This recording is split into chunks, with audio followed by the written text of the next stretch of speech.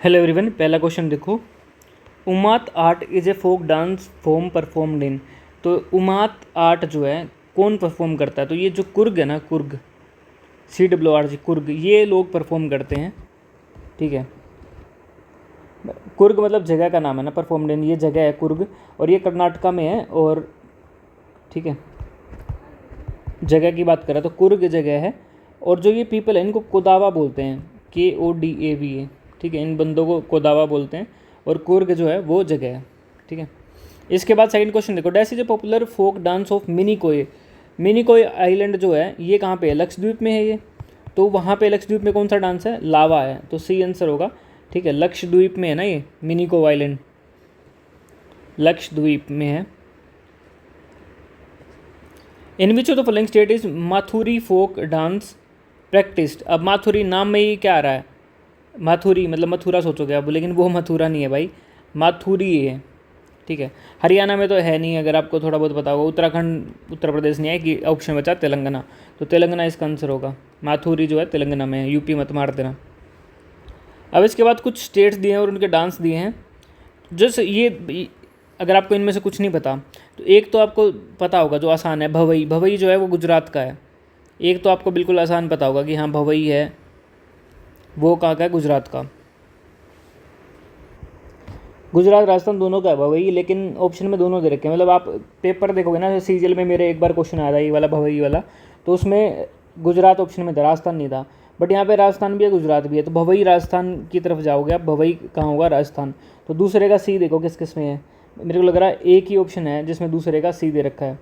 ठीक है, बाकी तो सारे कट कट के दे ना, एक ही ऑप्शन है। बाकी चाहे आपको डांस नहीं भी पता थे तो कई बार ऐसा हो जाता है कि आप एक से भी सीधा कर सकते हो। तो अलकप जो है ये वेस्ट बंगाल का हो गया। अलकप कहाँ का हो गया? वेस्ट बंगाल का। भवई राजस्थान का होगा। तिपानी और हुडो, हुडो दोनों गुजरात के बच गए। फिर तिपानी और हुडो जो है दोनों कहाँ के बच गए? गुजरात के बच गए।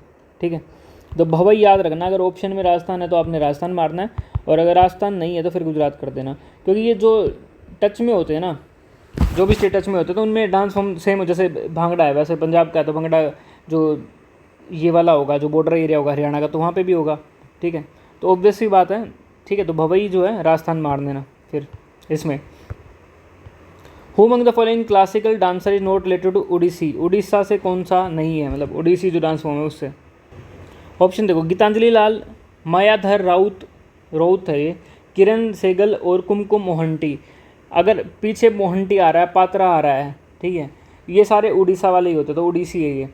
किरण सेगल भी ओडिसी, ये भी ओडिसी है। गीतांजलि लाल जो है ना, ये जो है ये कथक की हैं। ठीक है, कथक के हैं, कथक।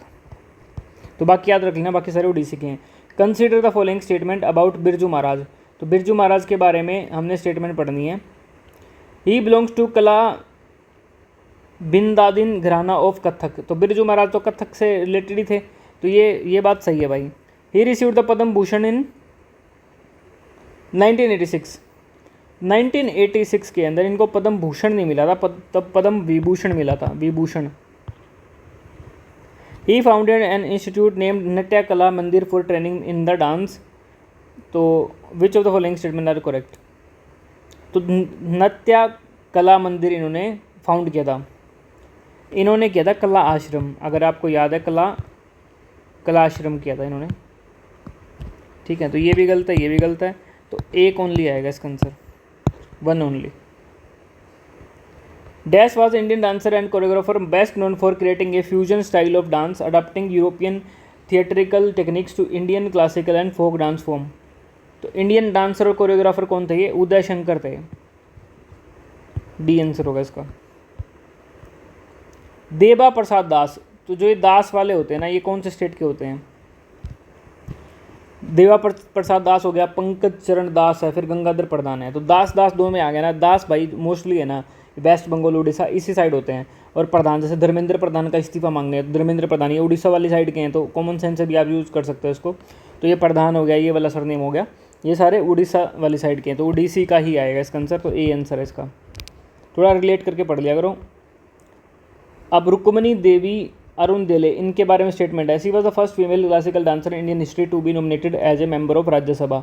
तो ये पहली ऐसी महिला थी जिनको राज्यसभा के लिए नॉमिनेट किया गया, तो सही बात है।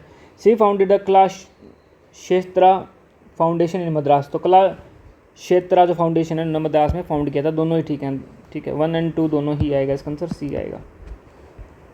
विच dancer was first person from Orissa to get Padma Vibhushan in 2000, तो कौन से जिनको पद्म विभूषण मिला उड़ीसा से, तो केलुचरण मोहपात्रा, मोहपात्रा भी, ये पात्रा भी उड़ीसा के हैं, तो गुरु केलुचरण मोहपात्रा, और इनको पद्म विभूषण मिला है 2000 के अंदर। और डी आंसर है, इंपॉर्टेंट क्वेश्चन है, इसको पक्का कर लेना, बाकी चाहे करो ना करो, ये तो काफ़ी इंपॉर्टेंट क्वेश्चन है, ठीक है। इसके बाद मैच करना हमने म्यूजिशियन और इंस्ट्रूमेंट। उस्ताद शाफत अहमद खान, उस्ताद अलाउद्दीन खान, शिव कुमार शर्मा और विलायत खान। शिव कुमार शर्मा का तो आपको पता ही है कि शिव कुमार शर्मा तो बहुत फेमस है, तो संतूर के हैं शिव कुमार शर्मा, तो सी का तो 3 होगा, तो ये 2 ऑप्शन तो कट जाएंगे, ये वाला और ये वाला, ठीक है।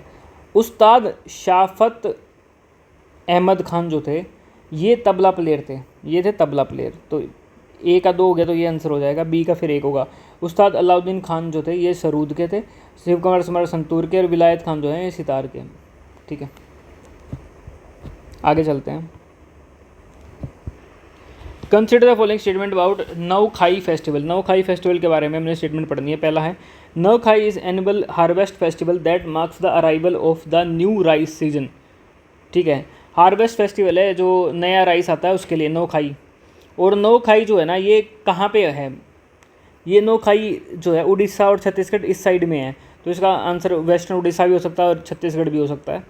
It is regarded as the state festival of Bihar, Bihar का तो नहीं है भाई ये, ठीक है, तो या तो उड़ीसा का है या फिर छत्तीसगढ़, मतलब कुछ पार्ट जो ये मैंने बताया जो 7 स्टेट लगती हैं तो उनका हो सकता है किसी का भी, तो एक ही इसका आंसर हो जाएगा। हरेला, हरेला तो उत्तराखंड का है, आगे पढ़ने की जरूरत नहीं है, हरेला कहाँ का, उत्तराखंड, हरा भरा उत्तराखंड ही है ना, या हिमाचल है, तो हरेला जो है वो उत्तराखंड का है।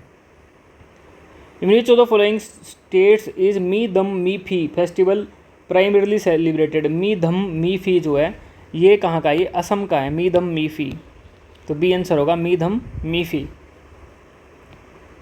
असम होएगा इसका answer. Which of the following is the festival of Kerala that heralds the harvest season, lasts for 10 days and has snake boat race. Snake boat race होगी 10 दिन के लिए रहता है, तो ओनम फेस्टिवल है, केरला का पूछा ना स्नेक, बाकी भी केरला का ही है, जैसे थिरुसुरपूरन ये भी केरला का ही है। Who among the following was the author of Brihat Katha Kosh. बिरहत कथा जो कोश है इसके जो है ऑथर कौन थे, दंदिन भवाभूति कश्मेंद्रा हरिसेना, तो इसके जो ऑथर थे वो हरिसेना थे, डी आंसर है। और अगला क्वेश्चन मैंने हरिसेना के लिया शायद, हरिसेना जो ऑथर थे प्रयाग प्रशाति के भी ऑथर थे हरिसेना, बिरहत कथा कोश के भी थे।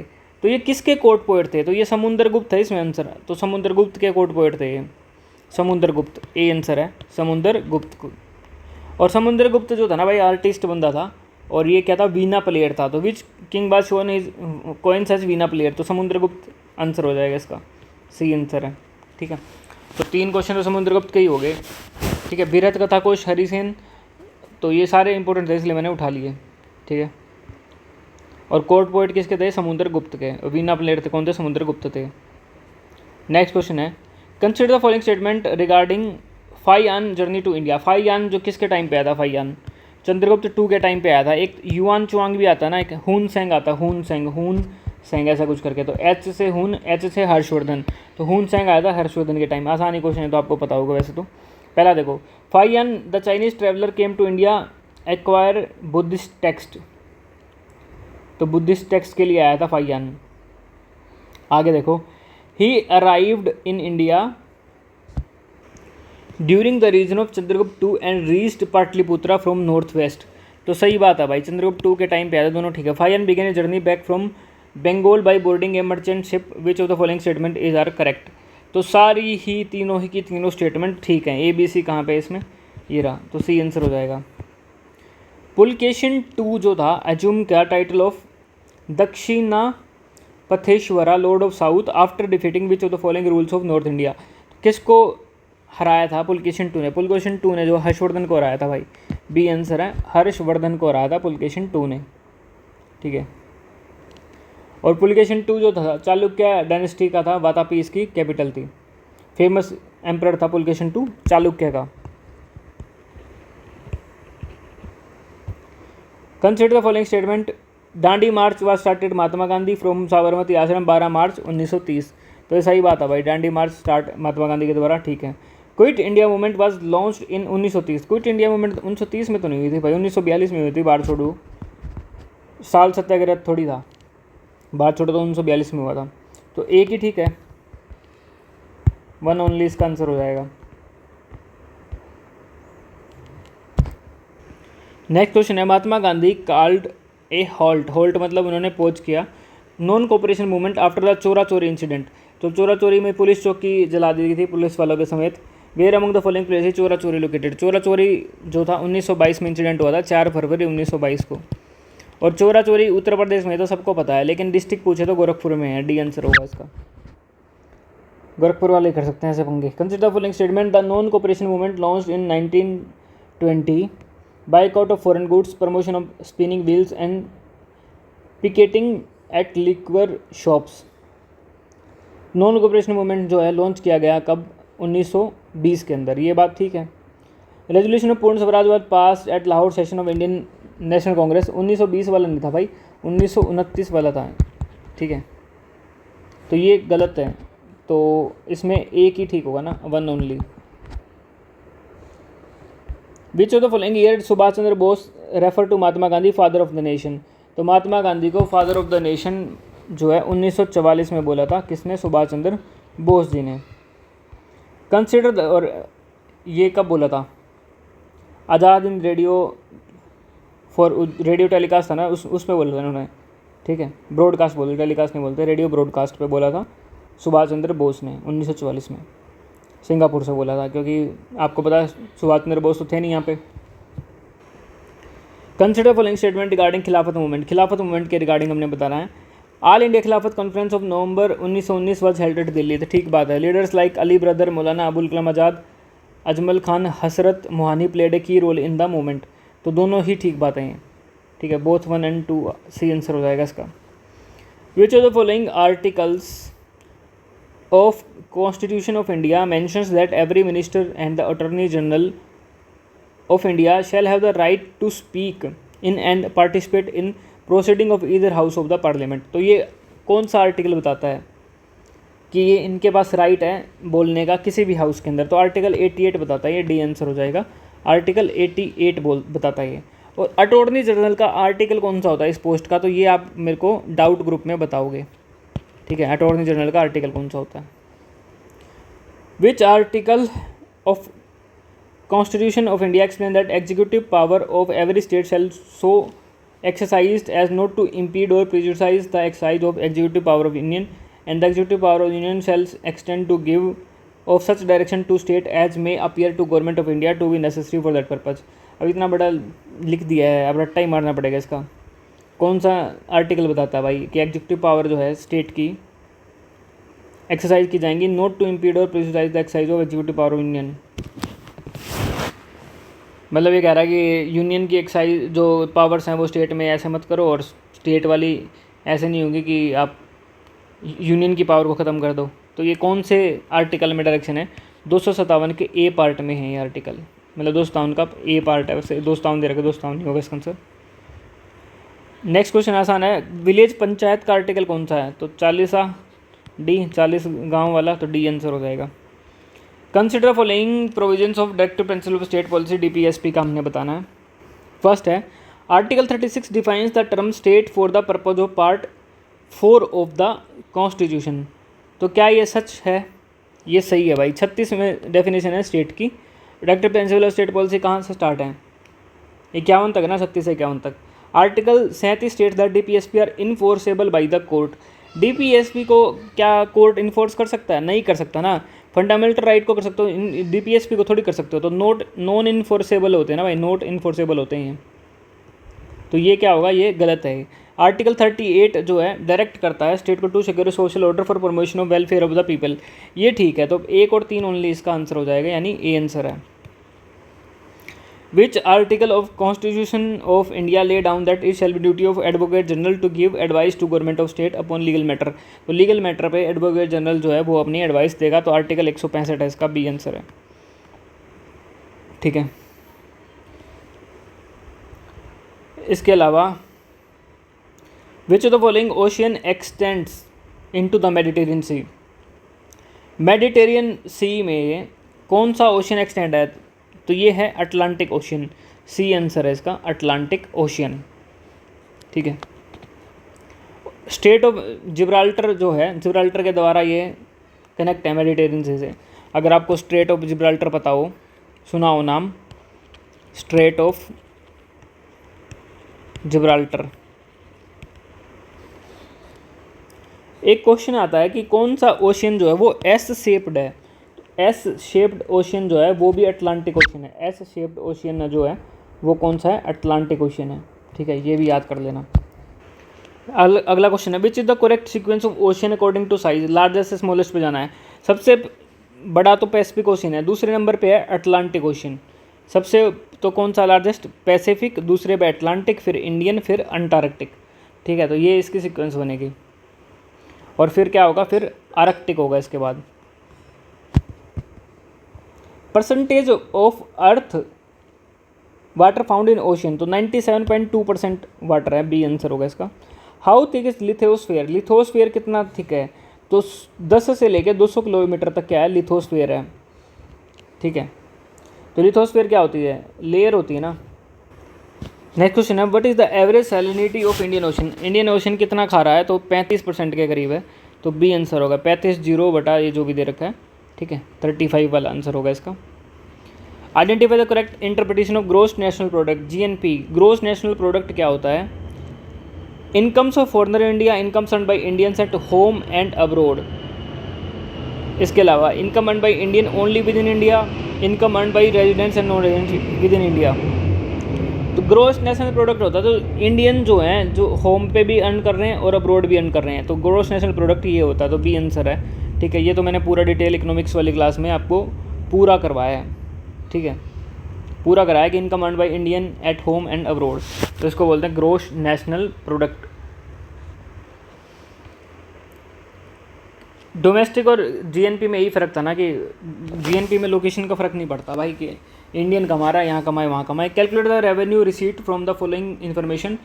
रेवेन्यू डेफिसिट दे रखा है, जहाँ पे भी डेफिसिट की बात है ना, मतलब वो माइनस होगा कहीं ना कहीं से। रेवेन्यू एक्सपेंडिचर 10.80 दे रखा है, तो जब भी डेफिसिट है तो डेफिसिट तो माइनस होना ही होना है।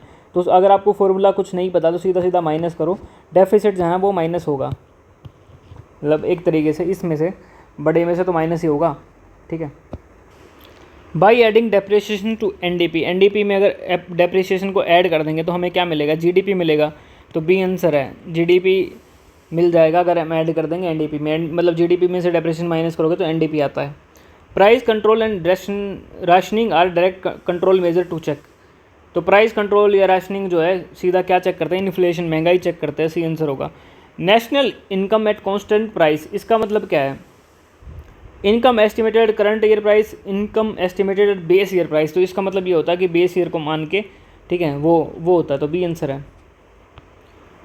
इसके बाद which international organisation launch blue valley cluster in Guwahati in collaboration with state of Assam in June 2026 में ब्लू वैली क्लस्टर किस ऑर्गेनाइजेशन ने लॉन्च करा है?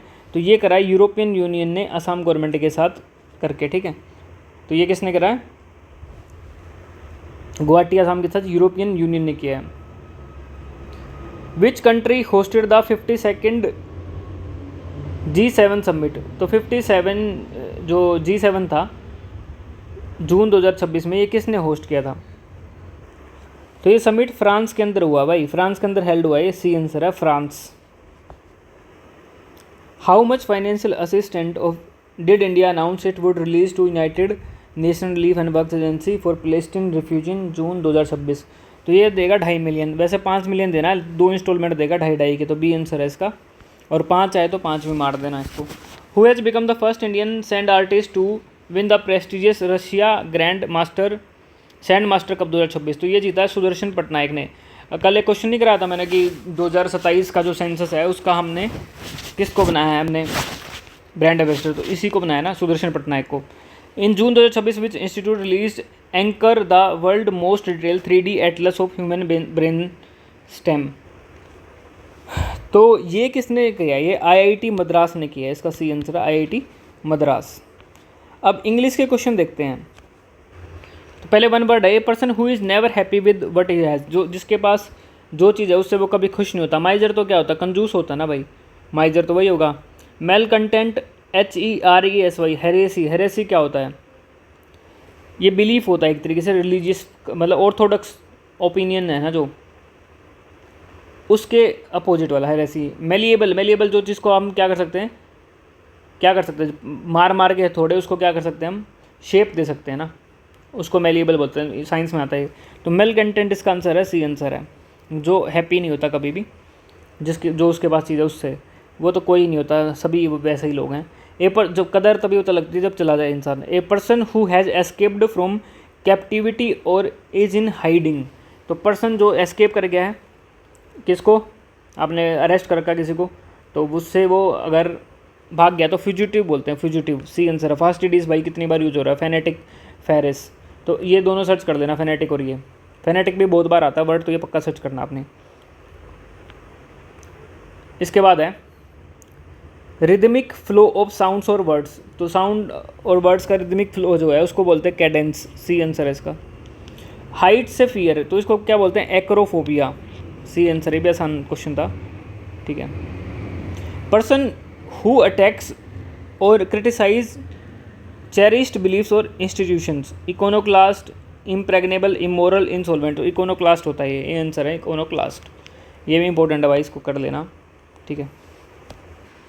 पहला इडियम देखो, ए बेड ऑफ नेल्स, अगर आपके बेड पे कील ही कील गाड़ देंगे तो क्या है, प्रॉब्लम है उस चीज़ को, और अनकम्फर्टेबल चीज़ है वो, ठीक है। तो प्रॉब्लमेटिक सिचुएशन या अनकम्फर्टेबल सिचुएशन, बाकी देखने की जरूरत नहीं है। Option to have an itching palm, अगर आपके हथेली पे खुजली हो रही है तो इसका मतलब क्या है कि to have no mercy to against, to have an urge to slap, to be greedy for money, ठीक है। आप वो कहते हैं ना पैसा आने वाला है, तो वही बात है, यह जाने वाला है, तो कई ऐसे बोलेंगे आ रहा है, कई बोलेंगे जा रहा है, तो to be greedy for money. Out of woods, woods मतलब जंगल, तो जंगल से अगर आप बाहर हो तो आउट ऑफ डेंजर हो आप, तो आउट ऑफ डेंजर होगा ये, आउट ऑफ वुड्स का मतलब, ठीक है। इसके बाद against the clock and in the groove, तो पहला है देखो अगेंस्ट द क्लॉक, अगर आप घड़ी के विपरीत चल रहे हो तो मतलब आपके पास क्या है, टाइम ही नहीं है ना भाई। To take or task but we on the point of achievement, to avoid talking, rust, short on time, time नहीं है भाई आपके पास, ठीक है। Against the clock. In the groove, to muse on in an aimless manner, starting to perform very well, simplifying the procedures, a widely debated issue, तो starting to perform very well, तो ये इसका आंसर होगा इन द ग्रूव का, B answer होगा। इसके बाद मैंने आज एरर वाले क्वेश्चन भी लिए हैं, क्योंकि देखो कुछ क्वेश्चन प्रीवियस ईयर में एरर वाले भी थे, तो मैंने आज वाली क्लास में एरर वाले भी ले लिए हैं। तो पहला देखो एरर का question, I am sure Helena would passes with flying colours, तो वुड के साथ पासिस, SAES आएगा, नहीं आएगा ना भाई, वुड पास ही हो सकता है, वर्ब की फर्स्ट फॉर्म आएगी, तो पहला इसका आंसर हो जाएगा, पहले पार्ट में एरर है, ए आंसर हो जाएगा इसका। One of their freighters a Neptune will be living in 2 weeks, अब वन ऑफ द फ्राइटर्स की बात कर रहा है कि वन ऑफ द फ्राइटर्स कि फ्राइटर्स में से एक, ठीक है, इसका मतलब ये होगा। तो जब इसने एक की बात कर दी तो क्या ए नेपच्यून आएगा, नहीं आएगा ना। अगर आप वन ऑफ की बात कर रहे हो तो या तो दा लगाओ, ए नेपच्यून नहीं हो सकता, आर्टिकल गलत है ये, तो ए नेपच्यून यहाँ पे गलत होगा, तो ये सी आंसर में मतलब इस पार्ट में एरर है। Roger went to an United Kingdom, United Kingdom, United, तो यू आ रहा है तो वोवल एन नहीं आ सकता ना भाई, ठीक है। ए यूनाइटेड किंगडम वो भी नहीं आएगा, ठीक है। ए कैसे आ जाएगा, आप किसी उसके आगे ए कैसे लगा सकते हो, किसी देश के आगे, यूनाइटेड किंगडम देश का नाम है ना, तो एन भी गलत है, ए भी गलत है, तो एन तो कतई नहीं आ सकता, सी पार्ट में रह, आसानी है। I have a dog and a cow, a dog is black but the cow is black and white, I have a dog and a cow, मेरे पास एक ये है और एक ये है, ठीक है। ए डॉग इज़ ब्लैक, तो जब इसने पहले ही बोल दिया मेरे पास एक गाय है और एक जो भी है, तो ए के साथ डॉग आएगा, ए डॉग, तो ए डॉग नहीं है, सुपर फ्लाउस एरर बोलते हैं इसको, कि एक्स्ट्रा बता दिया। तो dog is black but the cow is black and white, तो ए डॉग नहीं होगा, ठीक है, तो बी आंसर होगा इसका, ए डॉग नहीं आ सकता। अब 285 वाला देखो, he could be pass is, अब कुड बी, जब भी बी आएगा ना, आप कैन, कुड, मे, माइट, किसी के बाद भी बी लगाओ, कैन बी, तो आप वर्ब की थर्ड फॉर्म लगानी पड़ेगी आपको। तो दो पार्ट में इसमें एरर है, वर्ब की थर्ड फॉर्म यूज होती है ना भाई, पैसिव वॉइस बन जाएगा, तो कुड बी पास्ट होगा ना फिर। तो सिंपल एरर थी, कोई ज़्यादा मुश्किल एरर नहीं थी, बिल्कुल ही सिंपल एरर थी, ठीक है। अब इसके बाद है सिनोनिम्स देखते हैं। पहला देखो अल्टीरियर, अल्टीरियर का सिमिलर बताना है। अंटीरियर प्रायर, प्रायर क्या होता है पहले, एंसेंट भी पहले वाला पुराना, एंटीरियर ये भी जो है वो पहले वाला होता है। तो इवेंचुअल, इवेंचुअल मतलब बाद में क्या होगा कि फाइनली ये हुआ, इवेंचुअली, है ना। तो अल्टीरियर भी वही होता, तो डी आंसर होगा। इसके बाद है एक्सप्लिसिट, एक्सप्लिसिट, एक्सप्लिसिट क्या होता है, मतलब आप एक्सप्लिसिट का मतलब होता है बिल्कुल क्लियर चीज़ है, कोई कन्फ्यूजन नहीं है, कुछ नहीं है, तो एक स्पेसिफिक भी बोल सकते हैं इसको। तो एक्सप्लिसिट क्या होगा, स्पेसिफिक होगा। परफेक्ट, नेबुलस, नेबुला किससे रिलेटेड होता है, नेबुला बादल, बादल, क्लाउड, तो नेबुलस ना वेग के लिए भी आता है, क्योंकि जो क्लियर नहीं है उसके लिए आता है नेबुलस, ठीक है। VOGUE, इसका मतलब क्या होता है, इसका मतलब होता है कि जो अभी फैशन चल रहा है, ठीक है, जो आजकल में करंट फैशन चल रहा है, वो जो भी है ये, तो उसको ये बोलते हैं। इसके बाद आगे देखो, वेलियंस, वेलियंस का गैलेंट्री, क्रेवनेस, डस्ट, टार्डीनेस और पेशेंस, पेशेंस तो होगा नहीं इसका, तो वेलियंस जो होता है, और जैसे ये है CRAVENNESS, इसका मतलब होता है कि आप कोवर्ड हो, कोवार्डिस होता है। पेशेंस तो आपको पता है कि पेशेंस क्या होता है, धैर्य हिंदी में। तो वेलियंस का जो सिमिलर है वो गैलेंट्री है, ठीक है, कि बहादुरी की बात है, कि आप एक तरीके से करेज, ब्रेवरी वाली बात, तो वेलियंस का क्या होगा, गैलेंट्री। इसके बाद है VALET, वेलेट, वेलेट क्या है, वेलेट एक तरीके से ना अटेंडेंट है या सर्वेंट है, वेलेट उसको किसको बोलते हैं, सर्वेंट को या अटेंडेंट को बोलते हैं। कैरियर, CARRIER, कैरियर क्या होता है, जैसे कोई बंदा किसी सामान को इधर उधर कर रहा है या कैरी कर रहा है, तो उसको कैरियर बोलते हैं। किंग पिन, किंग पिन होता है जो मेन पर्सन होता है किसी ऑर्गेनाइजेशन वगैरह का। तो बटलर, बटलर इसका आंसर होगा, वेलेट का क्या होगा, बटलर, ठीक है। तो एक सर्वेंट एक तरीके से, तो वो हो गया बटलर, सर्विस रोल में, ठीक है। इसके बाद है फैटिश, फैटिश, तो ऑप्शन पढ़ो, मान लो आपको फैटिश का मतलब नहीं पता, तीन ऑप्शन देखते हैं। Awkward, requirement, desire, learning. Awkward तो अलग सिचुएशन होगी, डिजायर करना किसी चीज़ को, लर्न करना, और रिक्वायरमेंट, चारों ही अलग है, कोई सिमिलरिटी भी नहीं है चारों में। तो जो फैटिश है, फैटिश का जो सिमिलर वर्ड मिलेगा वो डिजायर होता है, क्या होता है वो, डिजायर, तो सी आंसर होगा। तो खुद से अटेम्प्ट करो और देखो कितने आपके मार्क्स बनते हैं, ठीक है।